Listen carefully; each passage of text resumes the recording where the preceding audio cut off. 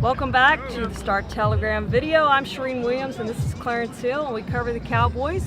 Clarence, let's start with the running backs. This time last week we were watching and wondering who's going to get the first team reps, and it looks like Darren McFadden and Joseph Randle are kind of splitting those right now. But the big news was Joseph Randle's comments last Wednesday when we were in the locker room about leaving meat on the bone. I believe it was your question you asked, and he talked about DeMarco Murray having left meat on the bone after rushing for 1,800 yards. It seems like maybe that wasn't the case, but obviously we know he's probably a little bit right, but probably shouldn't have said that. There's no doubt, and be fair to Randle, he tried to say all the right things, and what was a 20-minute interview, he talked about I'm focused on working hard, and we're all trying to get better, and I kind of asked him, gosh, he had 1,845 yards last year behind this offensive line, and you finally get your chance to rush, get your chance to go, what do you think you can do? And, he said there's some meat left on the bone, and quite honestly, a lot of people feel that way. As great as DeMarco Murray did last year, as great as his season was,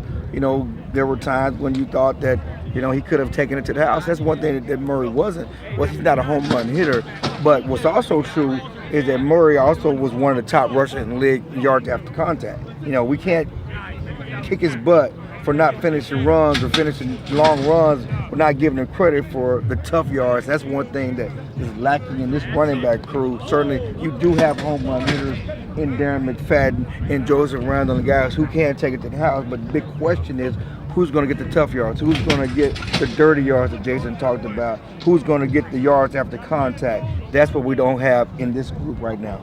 Jason Garrett said that he has talked to Joseph Randle about his comments, so presumably Joseph will not be making any more of those comments, but we hope he's still talking. Yeah, he wants him to let his play do his talking, do more work and do less talking. Today, Greg Hardy is an absentee from OTAs.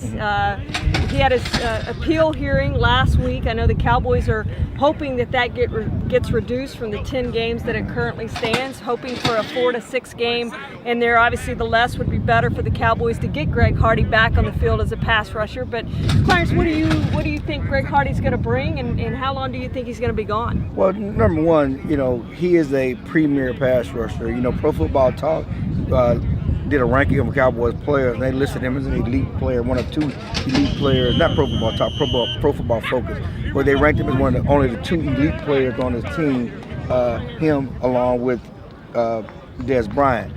He is that type of player. He can bring that to this team. This team needed a pass rush. That's why they signed him with all the baggage and everything that's come with him. Certainly, you look at this team, look at what they missed last year. They missed a pass rusher. He can bring that. As far as the hearing is concerned, just talking to people on the Cowboys, they don't know when the final ruling is going to come down. It could be in the next couple of weeks, but they're confident. They said the NFLP is confident. They believe that they laid out their case pretty good, and that there's a chance that it can get lowered from 10 games to 8 to 6. Anything is gravy for this Cowboys team. They didn't want 10 games, so if they get 4 to 6 or 8, they'll be happy with it. Another notable absence, of course, is Dez Bryant. He made an appearance on Thursday to go through some individual drills to not participate in the team. Of course, he has yet to sign that $12.8 million franchise tender tag. The Cowboys are waiting for that. He wants a long-term deal. They have until July 15th to get that done, but there have been no significant negotiations, so that's probably not going to happen. This has been bad news for the Cowboys that he's not out here. It's been good news for Terrence Williams that he's been able to get some extra reps, become kind of the guy, and get better. Yeah, Terrence Williams talked about it last week that he was a flash player last year. He made some good plays where there were stretches during the season when he didn't make an impact. He doesn't want to be a flash player. He wants to be a consistent player. That's what he needs to do this offseason to take that next step and be a solid performer for this Cowboys.